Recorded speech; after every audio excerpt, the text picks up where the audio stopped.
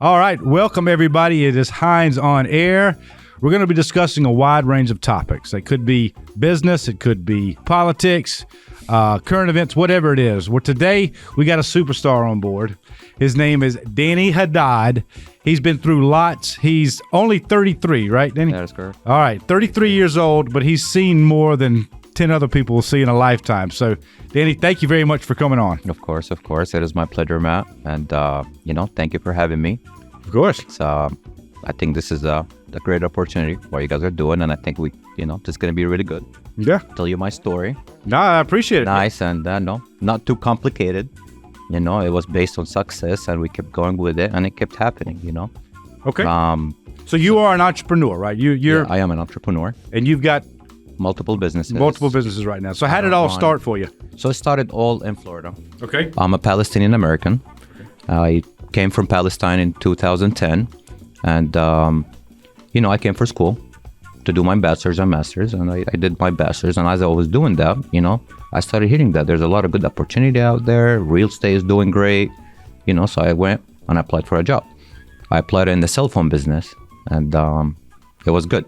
Started by selling phone 2, 3 to repairing phones, and we were top selling dealer with Metro PCS, if you ever heard of them. Sure. Now they're bought out by T-Mobile. Okay.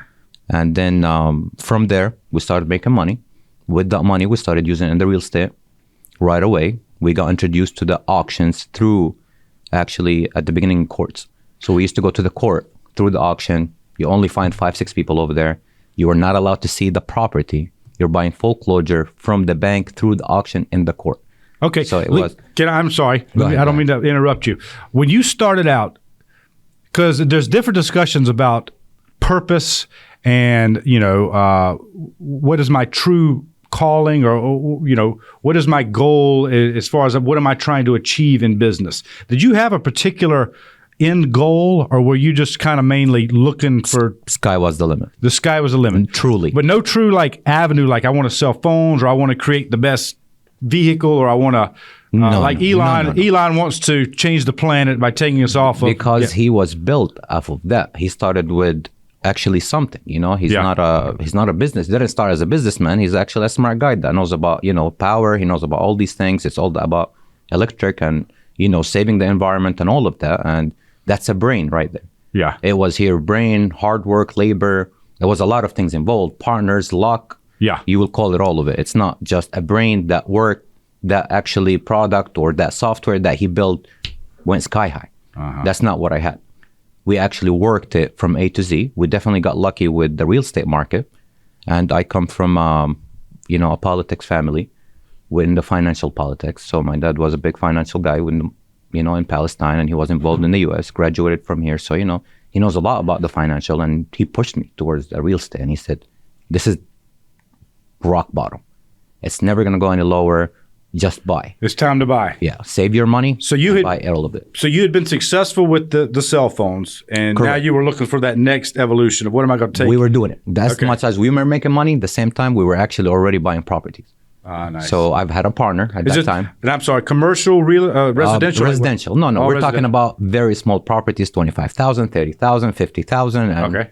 Some of them you're able to rent. Some of them you open the door and you're like, oh my God, what did I just get myself into? No joke. It was so bad. But we got the best out of it. And at the same time, we stayed very successful in the business. We were number 1 in the South Florida. That's Fort Lauderdale and Miami. And this is a family business, or who's? Similar family business, yeah. He was a very close friend of mine. He was, we used to call each other as brothers. And from there, we actually went skyrocket. And we're still partners in a lot of things today. So it's 2 of y'all in the real estate business. Correct. Okay, Correct. nice. He was older than me. Yeah. A little more money. I was the labor guy. I did the work. And most of the businesses that I get myself into, I actually do the first thing. I get in, I organize, I set up the team, I build the team. And that's how it's been successful in every single thing. Wow. I am able to actually find the right person, invest in them. And when I say invest, I mean, I lose a lot of money in investing in people. And I used to expect 8 out of 10 to win. Now I'm at 3 out of 10 to win, actually. So I'll invest in 10 guys and I'll get with 3 out. And that's a successful business for me. That's enough said. If I can get out of the 10 people that I actually recruit, put together, spend money on them, bring them from different states, different countries. I'm talking about moving people from all the way from the Middle East, South America, bring them over here, teach them the language, the way that businesses run in the US. It's not easy. Yeah. And to come out with 3 at the end. So imagine the failure for these guys that they're not going to end up making it. Wow. And the failure in your end that you're expecting so much from these guys, and you ended up with, oh my God, I have to redo this all over again. Yeah. With a different person, and bringing that person into there with all these expectations with this one, it was super hard. And, it is not easy to find employees here. No, it definitely is not. That's interesting that you say that. So you hire 10, you expect to keep 3. 100%. Okay. Because that's or let's say in line, recruit 10. Right. Not hire. Because when I hire. Right. Okay. So they're still going through the testing phases and all that. Oh, and yeah. then at the end, they're like 3 will get chosen. 100%. Okay. And that became the new thing, Hey, let's set the expectation at 3. Let's stop expecting 8 or 9 or 10 because, it's going to be depressing. It's going to be bad. You're going to start thinking that, oh my God, what did I do to myself? I adopted just 10 guys with their families, some of them, so it's not easy. And the money that you invest in that, it has nothing to do with the capital that you're actually put in and the stress that you're putting in the business. Yeah. It's all actually all on the side till that one come up and you'll say, thank God. Do you tell them up front, this is a testing phase, like you're not 100%. hired? Yeah. 100%. Because we've made the mistake so many times. We need this person to fill this position. We hire them. We train them. They get established, sort of rolling, and we don't really know if they're good until 6 months later. Yep. If they're not, we got to start the damn process all over, 100%. and we have wasted time and money. Oh, it's yeah. You're right. It's frustrating right now. And I'll tell you. So our biggest business is the car business. Okay. Our company is called Gravity Autos. Right. We're multiple partners. We did it where each partner is run a store individually. So we separated every store to be an actual empire, and each one builds his own empire. Okay. All under the same group, all under the same umbrella with a CEO and a president. And each one of us actually run his own thing. It brings your own employee, you run your own show, you sell your own cars, you buy your own cars. And we're not talking about, like 10, 15 cars a month. We're talking about a big company. We sell about, per store, we sell about 120 cars a month. And our ticket is about 60, 70,000. So I'm going to take that out and I'll start talking about the car business, just that alone. So in that business, a successful dealer is not only the buyer that gets the car for the best price. And it's not only the seller that is sitting in the dealer, your salesperson or your sales manager or your finance manager. It's the whole crew, man. Mm-hmm. And from the detailer, I'm talking, the guy that gets paid $3,000, $4,000, into the guy that actually makes the 6-figure. You have to watch them and train them and do everything with them all the way and watch them every week, every month. It is the business where you can steal so much out of it and I won't be able to catch it unless I have every department by the penny and I have the right person in there. So when we talk about businesses, there are businesses that is controlled by IA right now, Yeah. They don't even need actual employees. In our business, it's all about the human resources. Right. And the better you recruit, the better you're going to do. How long do you think it takes to know if that person's right? A month. Really? After a month? Oh, yeah. It's all, we are in a sales job. Mm-hmm. And you are too, and everybody that we know is in the sales business. Every business from law firms to car business, cell phones, everything, even the doctors, even the medical field is all business. So it's all selling. So it's all about the attitude. It's all about the performance that he brings up in a week. The way that he talks to people, the way he actually presents himself to people, you'll know right away, is this going to be good or bad? It wouldn't take you 6 months. Now, the problem with it is in the car business, you make so much. It's easy to make money. It's not hard to make money. And I'm talking on the employee side of it. So with most of my employees, you walk in and you do good, it's numbers you've never heard of in your life. When you're a salesperson, you don't need a degree. You just need to be a good talker. Right. And I am in a business where when I got into the business, it wasn't doing good. When I partnership with Gravity Autos, the president named Adil Shad, he made the company, intelligent guy. When we came in here and we saw that empire he has built, and seeing that he's not failing, I would say business was dropping tremendously. It was all because of employees. All because of employees. Only because of employees. You change it and you put the right employee in there, that business flips from losing 100 grand a month to making that money a month. And it started where you put the right employee in the car, detail department, and then you put one in right mechanic, and then you put the right sales manager in there, and you start bringing salespeople in. As long as you put them in the right place, you're going to make money. But then you can never be an entrepreneur then, because you have to stay on top of them every single month. Because we're in a business, every month it ends and you start all over again, literally every month. So I started looking inside the business of how I can eliminate all of these people and make myself and my own team is who controls the business. So buying, I made my own team outside the dealership where I can actually build it, do it, and I do it myself till today. Because, it's a beautiful thing, when you sit online every day and you go to auctions, it's fun. Especially with some of the cars you're dealing with. So it's, luxury cars, it's a beautiful business. Yeah. People don't come and look down to you. People look up to you, number one. You do the right thing. You sell the right cars. You sell the good product. You're on top of the world. Right. Period. Right. And I started taking every job, look at it, read it, do it myself, and see how I can take as much responsibility out of them so I don't live because of that person. So if that person leaves after, like you said it, you invest time and money, work, sweat and tears, all of it. And then out of nowhere, money's not enough for me. Or, I learned too much already since I came with the right group and the right group is teaching me the right things. I can go make bigger out there. Yeah. And that's where a lot of car dealers go out of business for that reason. Yeah. You can't trust them. Just lose employees. Lose employees. Yeah. And it's tough. People can change their mind quick these days. It's not overnight. Yeah. Online, number one, us, broadcasts and, motivating people out there. There are a lot of people that will actually demotivate you, they'll motivate you. Yeah. Look in the right place, listen to the right people, look at the egg that you have in your hand, and at the same time, leave a small space for more. Then from there, I got into the rental business, the exotic rental business. Atlanta is a big place. Hollywood is moving down here. A lot of people through COVID, New Yorkers, rich people from New York, Chicago, California, and Miami started moving down here. And these people, sometimes they don't want to spend the money on a new car. We want to rent the car. We come for a weekend. We come for a movie. They just want to rent it for a short time.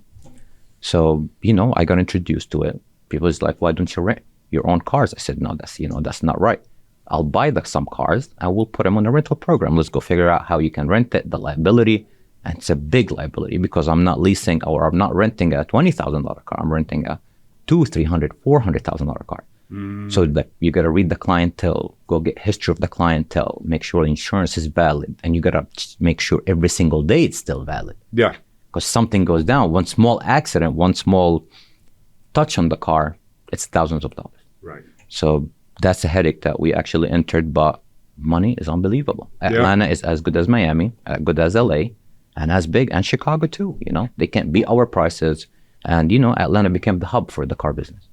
So on the whole Southeast, we have it all. Nice. We sell probably 40, 50% to out-of-state customers. It's, it's the place where you want to be. And Atlanta is one of the most growing cities in actually the U.S., and you want to be a part of it. Let me ask you something real quick. So you said when you came in and got interested in Gravity Autos, right? It was the numbers were dropping, right? And the main defect, I guess you could say, was the employees there 100%, weren't committed. 100%. How did you know it was employees? Did you go around and talk to them, or what indicated? So, a couple things. I actually went to school, so I'm able to read financial statements. Okay, that is a big part of it. So look at it this way, Matt. There is not an open business that is failing, that ever was successful is a bad business. Something have happened through these years, through these months, through this whole process that makes it fail. Right. So unless it's an expired item that, discontinued, nobody makes it anymore, it's not a bad business. There's no way that this guy that was successful, that is selling this business, this has to be a reason behind it. So if you go and buy a successful business, you're not a smart guy. You're just buying out somebody, but you're buying it with your money because you're paying top dollar for it. Yeah. So you're paying to get a return. You're lying to yourself. That I'm not an entrepreneur at that point. I'm just a guy with money right. that bought something that already making money. Right. So you look for the business that is not making money. You look at the business that is failing, and you go read the statements. Number one, look at the financials, look at the history, and see what happened. In 1 day or 2 days, you'll figure it out. It doesn't take a long time for you to see, because there's no way that either the owner or the manager or Whoever it is that is actually in the business is causing it to be. And I do believe in every business, it's the people. Totally. No, I'm with you there. Anytime we have a big drop in statistics or something's plummeting, we look at changes in personnel. 100%. Who just joined that group or who just left that, something like that. Something have changed. Something's you changed. look at the numbers and you go look at where did it drop, and you'll find out that it's about that human resources. Yeah. So as much as IA is trying to eliminate that, there's still most of the businesses depends on sales. Mm-hmm. It's all about the talk. Yeah. As much as they can get a lot of the end, basically the back end of the business, they will take it. There will be an issue with that in the future, I think, in terms of human resources. But other than that, they can't take it. That's because right. It's the personality who sells. It's not, Yeah. Gravity Autos is not you're not much smarter people. Yeah. We just worked the business the right way. We looked at every angle of it and we sold it. People call us the Walmart of the car business. Wow. Selling. How many locations? I know you said a partner manages each So one. nine locations. 9 locations. Open, and 2 of them are actually franchise dealerships, Nissan and Mitsubishi. Okay, nice. Yeah. So we are already in that too. That's cool. Yeah, what you're saying, I completely agree. There's a guy that we've sort of studied with for a while. Our company is divided into 7 divisions. Division 1 is hiring. Okay. And it's long been pushed that is the most important, because if you 100%. hire the right people, It's over. somebody who's just the A player badass, Oh, yeah. they can sell, they can produce, they can manage, 3-4 they can jobs. administrate. I mean, they can do 100%. whatever, Totally agree. Right. Yeah. So you don't have to find. I mean, I found one of the guys here. He's just a rock star. He had no passion in law. We have a law firm right now. Right. I think his main passion, he wanted to teach math at a university. If you asked him his purpose in life, that's what he said. Because that's what I always ask, someone working. I was like, what is your goals in life? And that was his answer. I was like, okay. But the thing is, he's awesome. He's brilliant. He's a hard worker. He gets into the spirit of the game, and he'll do anything, and he does it well. He moved up from reception to exec in like a year and a half. And it's not because his knowledge of the law or anything. It's just because he's an A player, super happy, super energetic, super interested in what the group and what he's doing. He'll do anything good. Yeah. Listen, Yeah. I've been amazed. Yeah. Unbelievably. Yeah. And I'll tell you, I've got it. I will say this, in the car business alone, you actually, if you're in the car business, you want to get the young folks. You get what? You want to get the younger crowd. The younger crowd, okay. And the reason for it is there's no reason for you to get the older crowd, because they already know it. So if the older crowd is looking, somebody that has been in the business for 10 years, well, you shouldn't be looking for a job with me. You don't think they're hungry or not complacent or not hungry? We already look at the resumes, obviously. Right. I can't say all of them, but it's a big percentage. Mm-hmm. So 80% of the people with a lot of experience in the car business, you don't want to hire them, because they already have been a bad apple. It's either them or they were in a bad place. And that, that whenever you get it in one place, all your employees are the same. It spreads overnight. Yes. Overnight, man. You get a bad employee that is either an executive or at the mid-size, he's going to kill the whole place. Right. And so unfortunately, sometimes you do take some really bad decisions, even though he's producing and all of that. But if he's doing, not whatever it is that his influence on the people, you don't want it. That's You'd rather lose that over losing your whole team over it. Right. And at the same time, as we were doing all of this, we always looked for other opportunities. And that's where Fry's Electronics came. All right, man. Fry's. We got to hear about Fry's. Okay. So take us through it, man. Yeah. All right. What is Fry's again for you? Because I know Circuit City. I remember them and going out Best Buy around. But Fry's is. I mean, I wouldn't put Fry's Electronics on the same level of Best Buy. Right. No. But it's the same product. Yeah. Right. It's like you saying Gravity Autos and X dealership.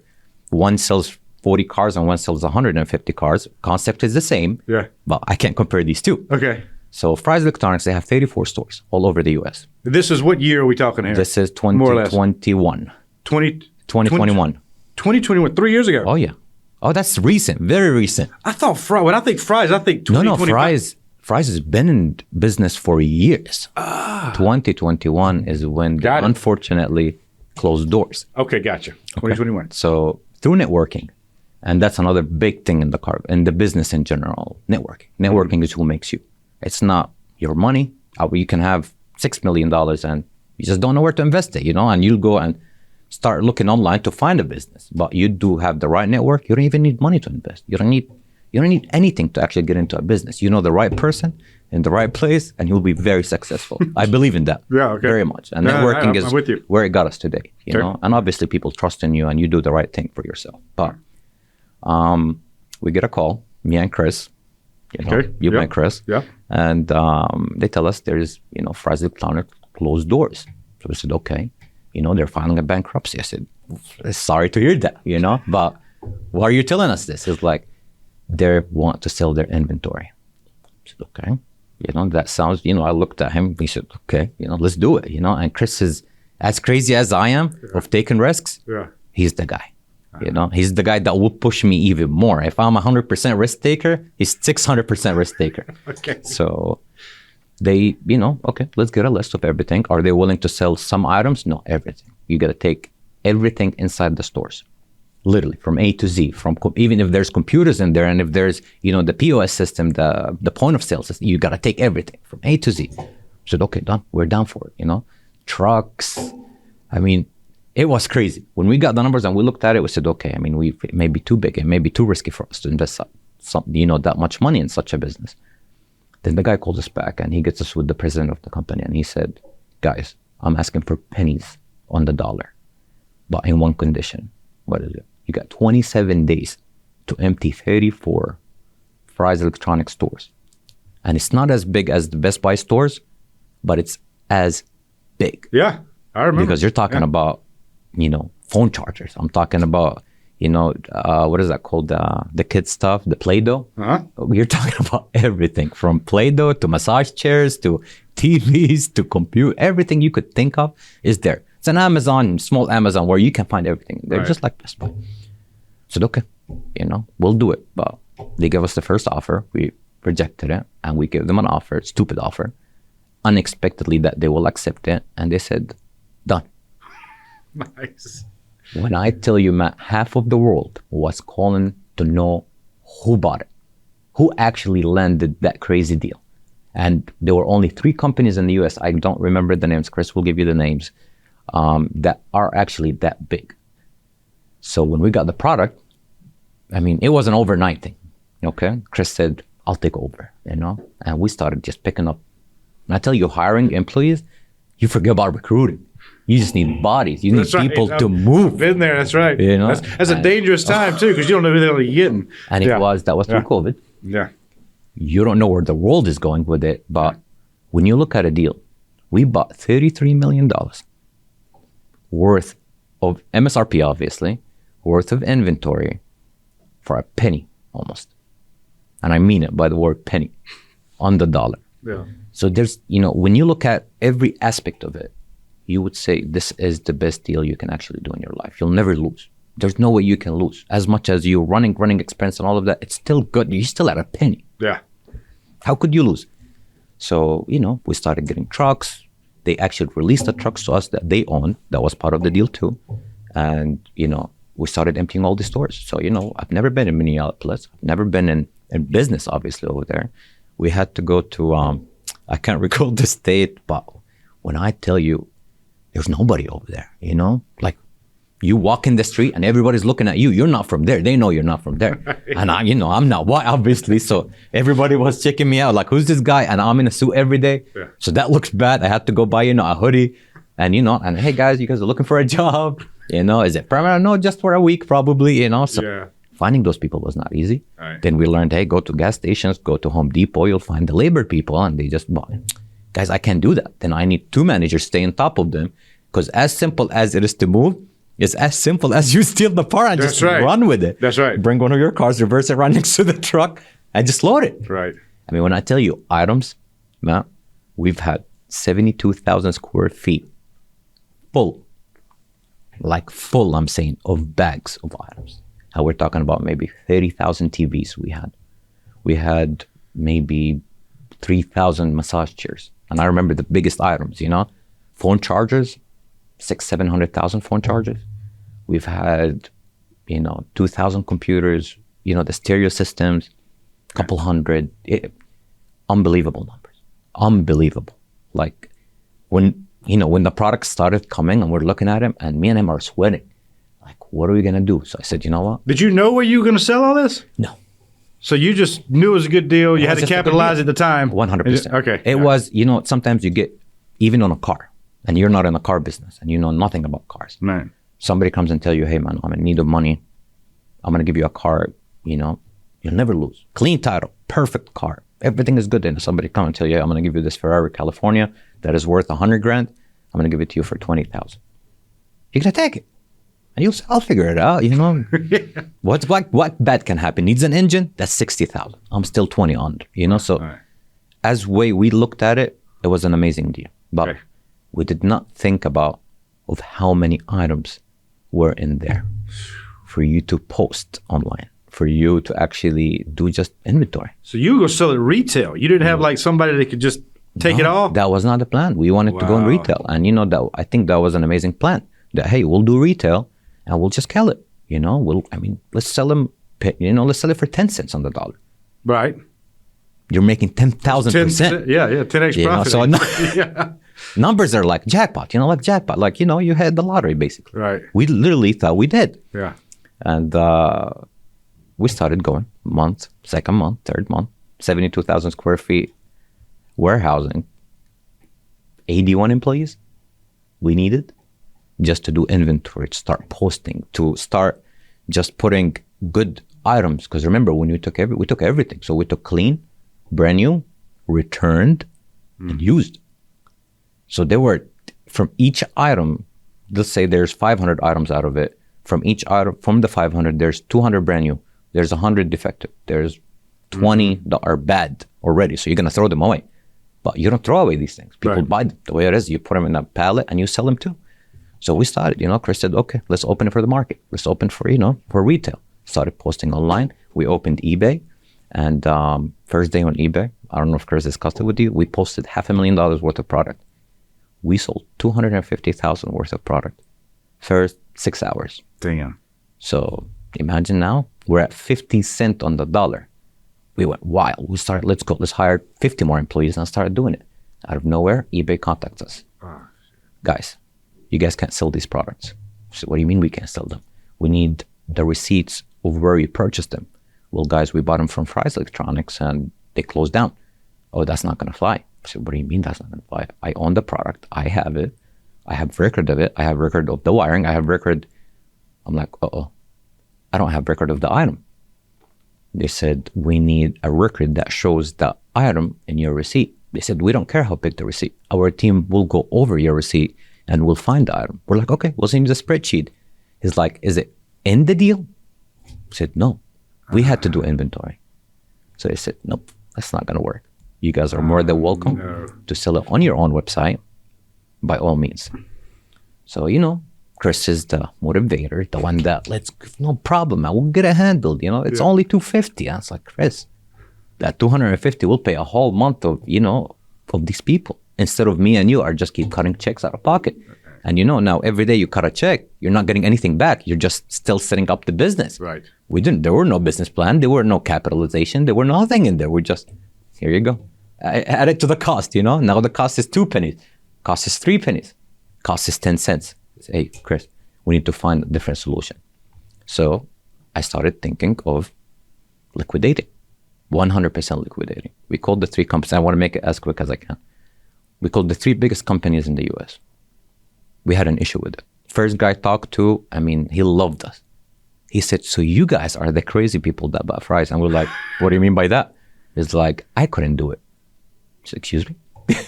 You are a $6 billion second biggest liquidation company in the US. They're based in Ohio, I think, or Minneapolis, either or. He said, look, you guys look like you guys are smart guys and you did the right move, but I can't handle that many inventory at one time. We're like, okay, so what do we do? Yeah. Like, okay, maybe I'll come and buy, portions from it and then you'll sell it to me in portions, but I'll give you, 6-7 cents on the dollar. And we're like, that may not work. And I'm looking at Chris, where do I sign? Yeah. Where do I get out of this misery? Some solution, that's right. He said, okay, we shaked hand, nothing grand. He said, I need, I said, here. He said, I don't want to go through what you guys went through. here's how you do it. When you buy such big inventory, you need to be itemized. And every barcode will be scanned. So it will take my employees about a month to be in your warehousing, looking through all your products, and we'll scan them in, we'll put them in a spreadsheet, and we'll buy it through the buyer's order. So no problem, let's do it. So he taught us that you can't buy a product from somebody without having the item listed in your buyer's order. When you need to resell it, when it's just something that you're buying, you can buy without anything. Right. When you're reselling, you need that. So that's a hard lesson with that kind of slap. It wasn't even a lesson. It was a big slap in our faces. Yeah. The guy comes in, he sees the product. He said, I can't do this. I said, what do you mean? Like, you're too big. I can't. I said, we're like, who else to talk to? If you can't do it, who can? He said, look, I'm going to be honest with you. The issue that you have is this is too big for me. And this is too, what is it called? He called it too messy for the small ones. They can't afford this. So either you sell it by pallets and you take 3-4 pennies on the dollar, or actually retail it and open a business out of it. He said, this is enough inventory for you for probably 10, 15 more years. He said, in my years, I don't think I bought that big of an items. And he said, explain to me, guys. He said, I'll probably buy it from you guys in one condition. I said, what is it? You guys got to tell me the story. How did you guys even buy it under my hand? He said, nobody gets on these auctions except me. I'm the only guy in the country that can actually talk with somebody. How did you get to it? So, we laughed. And we said, we signed contracts, and I'll tell you exactly how much I bought it for. He said, done. He leaves, comes back. Sorry, guys, I can't do it. And we're like, oh, God. And this is like 2 weeks period, 2 weeks, excited. Finally, a good, what do you call it? A good quick business that we did that worked out. Yeah. How we wanted it. And, a quick flip. Better than a real estate. Better than all the construction that we did, me and him together. So, and guy comes back and said, sorry, guys, I can't do it. I said, come on, man. It's been a month and a half and we've been waiting on you. He said, I can't do it, but I'll refer it to some people. I said, okay. We get a call. Okay. This is the funniest story. You remember this story. Get a call from somebody. Our warehouse is in North Carolina and it's 3.5 hours to get there. Okay. When we used to go to meet with some buyers, we'll go in a helicopter. Okay. It was much faster, much better, no traffic, you didn't do anything, and the cost of it was very cheap. So we go in a helicopter, we get a call from our broker that, hey, I have somebody that's interested in the whole thing. I said, okay, send it. And he's like, okay, so, the guy sent it to us. I said, who's guy? He said, Marvin. I said, Marvin, who's Marvin? He's like, Marvin, the guy with the liquidation company. I said, what? He sent it somebody? Okay, bring him. A guy comes in, Russian. Okay, maybe I shouldn't say that. Where is he from? But a Russian guy comes in. Okay. In a Honda Odyssey, the Honda van. Okay. Yeah. Comes in. He says, "Here's the deal. I know what you have. They already told me what it is. I'll give you $2 million. No, I'm sorry. I'll give you the car with whatever is inside it, and you hand me the keys to the building. 2 months, it will be empty." So I'm okay. What do you mean? It was, I think, 8:30 p.m. now. Because I was waiting on him and it took him like 3 hours to get there. He said, I'll hand you the keys to my car and you hand me the keys to your building. So I started laughing. I said, what do you mean? I said, I'm in the car business. I know what is this for. What do you mean? It's like, you'll take the car with what in it? I said, like, can you just tell me what is it? He said, I have $2 million cash in there. You take it, you leave the car somewhere, you dump the car, you need the title, I'll send you the title. But from this point, you don't come back here and I don't come back there. What do you mean? It's like, okay, you take the money and I take the product. I don't need no bill of sale. I need nothing. I said, I can't do that. So Chris is like, why not? I said, that's cash. You can't, and we're not allowed to buy anything with cash like that or sell something cash over $10,000 without reporting it. I said, I'm not doing that. It's like, come on, man, we'll get out of it. This is done. Let's call some lawyers. 9:30 p.m. We're in the middle of North Carolina, no signal. To get a signal, you need to drive 15 minutes. I'm not kidding. Yeah. So I said, okay, I'm going to go get in the car and go over there. Chris is like, you're not going to leave me here alone. He said, and the guy's like, come on, let's go. What are we doing? You want it? You don't want it? You want it? I said, come on. You said, you can't just come and offer $2 million cash to somebody that don't know if I can actually accept $2 million in a Samsonite bag, garbage bags actually, and leave. I said, what does that work? So I call my guy. Luckily, I get a signal from over there. I don't know how. And I can't really hear him. And he's like, don't take. And I hang up, and I can't get him back. And, it's just, the guys are looking at me and, and then I start walking. I'm trying to get him and there's no way I can get him. So I said. This was an attorney you're talking to? Yep. Okay. And, he's screaming on the phone, don't take it. And, so we declined. I declined it, actually. Tell me again, I mean, I get that it would be hard to roll up in a bank with $2 million in cash and make a deposit. No, so it is illegal. It's illegal. It is 100% illegal. So for if them I would to have give took you it, cash? yeah. So if they would have gave me the money, because here's what it is here with the Federal Reserve Bank, they tell you you're not allowed to take any cash that you don't know the resource of it. So that's not my business. So somebody can come and pay me for a car, for example, cash. It's not my business how he brings it, as long as he gives me his information. This guy doesn't even want to give me his name. He said, Here's keys. You hand me keys. Period. You leave, I leave. I said, what do you mean I leave? What are you talking? It's not $10, man. It's $2 million you're talking. I'm not going to take it. And we left. So, I felt... Is there a limit? Because, I mean, people come in our law firm and pay us, and I don't know where they got their money. No, so there's an 8300 form. Okay. That you got to submit. Now you can actually do it online, but with us in the car business, for example, or any actually time that you actually receive anything over $9,999. Okay. I got it. You must fill out that form. Okay. Gotcha. Okay. Yeah. So let's go back in that record and say that you always write them on that. I do. So, so you just can't do that. So it could have been good. It could have been clean money. It could be anything, but you just can't take that risk at 9:30 p.m. You don't know you're getting in a car. What if this car is with somebody that I didn't know or something? So, I felt obligated to go and sell this product and work on it now all the way with Chris. So I contacted, some contacts I got, overseas, not here. So I contacted Africa and actually Nigeria, and I contacted Egypt. And these are the biggest connections I have. So Egypt, now, since all the issues that happen over there, the country is run by the army. Army is actually running every business. Army is running any importing, exporting must go through the army. And luckily, I have the connection. So I called in my guy. And my guy is not, somebody in the army. He's, top 3 in the country. And I said, I called him up. I said, here's what I got. I got 31, I think I told him, $1 million worth of products for $2-3 million. But I need it done in a week. Guy calls me back. Okay. Call me from over there. Send me some videos. Send me the items. I call him. I send him everything. A week later, he calls me. How do I sign? I said, what do you mean? It's like, okay, I'm buying the product. I said, who's buying it? He said, the country. I said, when you say the country, explain to me. Is it the army? Is it actually, who's buying it? Who's the company?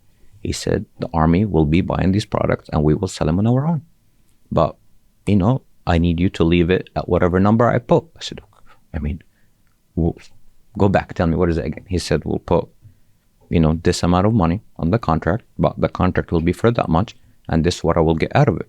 I said, okay, I have no problem with that. But here's the deal. Against my cost of the product, there's going to be profit. Against that, I have to pay taxes. So I'll charge it, it's going to come into my account. So even though you're not American, but I have to pay taxes on this money, and whatever left over is yours. Done. Week passes, actually travels here to the US, sees the product, done deal, no problem. Go back, sends us $500,000 deposit. So, that second we received that money in that account, it was over. We said, look, fine, it's out of done. That was done. How long did that take from the beginning of buying it from phrase to that? 5 months. Oh, damn. Yes. 5 months of stress. Yeah, really. Real stress, because you have a lot of money sitting somewhere. Yeah. You don't know if it's worth or not worth, but it's either you make it or you're going to lose it all. Yeah, that's right. And they left a lot of stuff actually at the end. They couldn't take them. It was just the cost of shipping was more than what the products were actually worth. Because they actually came in some amazing guys, like monsters. I don't even know where they got them from. Yeah. And they put it together. They lifted it. So, that's cool. But now, not only that I sold the products and I came out of it, we actually are the 3rd or 4th biggest vendor that, the Egyptian army has. Wow. So, now so you create a relationship. You're continuing to do business. So now our name is in the system. Nice. So we started looking for stuff like that, and we got a couple deals, but Chris has been busy. I've been crazy busy. Business, the car business has been like that. Yeah. Like it's not like it hasn't been unstable as it is now because of, I would say, financial issues that the country is going through. Wars is happening overseas. The bubble that we lived in through COVID, the prices of the cars, Elon Musk, I'll call everybody out of it. They were all responsible for it. And we still don't know where we're going with it, And I don't believe anybody can predict what's happening next. I would say these days in any car, in any actually business, people are running it month by month. Yeah. Hey, whatever happens, like save some money for sure. Yeah. Don't do it the regular way that you've been doing it. You're in a rough time, go back to work, do your thing, and you'll make it. There's no way you won't make it, Nobody will leave the U.S. Yeah. Period. We're still the biggest country. That's right. The most That's right. All of these issues, but you're right. Talk and all of that they say that, hey, this may happen next. Somebody will build somebody out. Yeah. That way. Yeah. Whatever it takes, it will go. That's right. So that's good. That's good to hear from somebody in the know. That's cool. Yeah. Well, let me ask you this real quick. How do you approach a situation and say, I think this is worth the risk? If I spend this money, I think it's going to help our company grow versus, God, I may lose all this money. Like, what is it that makes you take that next step that stops a lot of other people? Okay. So are you relating to my own business or to a different business? So let's say I got the opportunity in my business or something that just a business. Just a business. Something you know less about. I'll tell you this. I've said it, I think, at the beginning. Every business depends on the human resources. So I don't usually go look for a business. I wait till I recruit somebody and I have a ready person and ready for the next move, and I'll go buy whatever business that comes up. In one case, this is the biggest case actually. If I have somebody today that I trust and I've already trained and I already talked to and I already see where he's going with it, and I'm able to put him in a business, I'll buy any business that is available out there. Anything. Because he will succeed in whatever we put him in. A business is a business. Anything you put somebody smart in it, we'll do it. And the way we do it is anybody that we actually employ in these small businesses or small enterprises that we open up, we actually give them a small share of the company. Nice. So they're not working for us. They're actually our partners. That's right. So they're working for themselves and they will make sure it succeed before I make it succeed, because that employee, not that he may never get that opportunity again, but he probably will need to have money and all the resources and the people to actually open the business, which is the hardest thing, man. Like knowing all of these small details that you may fail, when you're next to somebody that actually knows the business and in business and can support you and can support your failure and can advise you, is where you want to be. So I use that to my advantage with a little bit of the, liquid that we have and the networking that we have for all these businesses and the friends that we know in every different business. And, with our networks, a lot of people actually want to help us with anything. If let's say I want to open something in the insurance business, I'll call my guys in the insurance and they're willing to actually give me all the advices, what to do, what not to do. And I'll put in that person over there. So that is the main thing. That's cool. Before I look at anything. But if there's an opportunity that came out and there's nobody over there, financial is number one. And I don't think neither me or Chris that will actually buy something that hasn't been open or it's super successful. If it's successful, we'll go open our own. Gotcha. I won't buy it from somebody. Because, that makes sense. Why would I do that? Right. I can put it in something that is actually not doing good and I'll buy it for pennies on the dollar and make it worth the dollar that is actually we're supposed to pay for it. That's cool. Here, the situation, this is just one of many, but so we're working with a gentleman. We're sending him business. Our firm is sending him business. Okay. And it got to the point where he couldn't handle it. He needed to hire. He never would hire. And we kept telling him, look, hire a staff. Let them do this. Let them do that. But he was afraid, from what I could tell, of taking that next step. Now, this guy is not on your level, but he's, it's an example of a young entrepreneur trying to grow, but he's afraid to take that next step. But why isn't he not taking it? Is it greed and that he wants to make the money for himself? Or is it that he's scared to hire people that I got will the steal scared. the business? I think it was more fear. Not fear of stealing the business, fear that he could maintain enough income to pay employees and do all that kind of stuff. Well, this is actually an issue with a lot of businesses. But I'll tell you, this is a theory. That actually we studied it when when we study business actually in school. There is that corporate level that tell you the less your expenses, the better business you are, and there are the business. The more you spend, the more you make. The more you invest in people, the more you make. But it honestly depends on the business. In a law firm, and I think in your businesses, I think the more people, good people you have, the more money you're going to get in, because you're able to have a lot more cases. You're able to get more people to look at every case and see, hey, this is a good case, this is a bad case, this actually can be good, or this can be bad. But if you don't have the analysis actually to get it, you don't have the runners or whatever you guys call them, or you don't have the person, you know, you're never going to go to the next level. And a lot of people are actually, the first question you ask me, what's the ultimate goal, basically, or where do you see yourself, or whatever, you know, the answer to it. There are people that are satisfied with that, you know, with just supporting their family. That's right. Going home. That's right. I'm happy, man. I don't need more. Even though they're super smart and you put them in any place, they'll succeed and they'll go super well with it. But it's just, that's the limit. You know, I don't want to go more. I'm okay. I'm happy. You know, I have my own house. It's $200,000 home. My wife is happy. You know, we eat at night together. That's right. I got my Starbucks and my ball game. And then that's. I don't want to change that routine. There's a lot of people that can't handle the stress. Truly. That's true. And the stress is not only with the employees, it's the money. The more money you make, the more stress you're going to have. That's right. Definitely. You know, and the more money you make in this country, the more you're going to spend.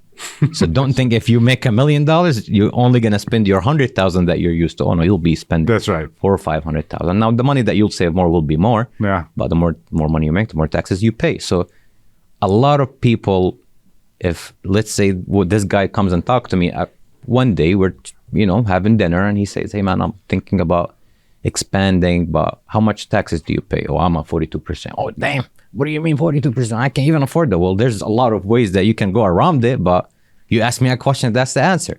So upon these answers that he looks up to somebody, me or anybody else, and I'm just saying that, he will not do it.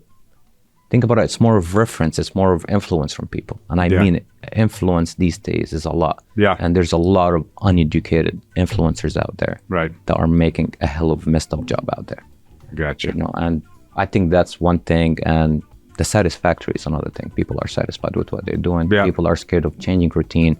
People are scared to take risks in life. And that's why you have the doctor, and that's why you have the businessman, and you have, the detailer, and you have the coffee shop, Starbucks guy. But that's why we live in a country that you have everything. That's right. Otherwise, everybody will be successful and everybody will take the risk, but it doesn't work for everybody. Right. So I'll tell you that badass guy would have been, it just doesn't want anymore. He's happy with what you're doing. Yeah, that's right.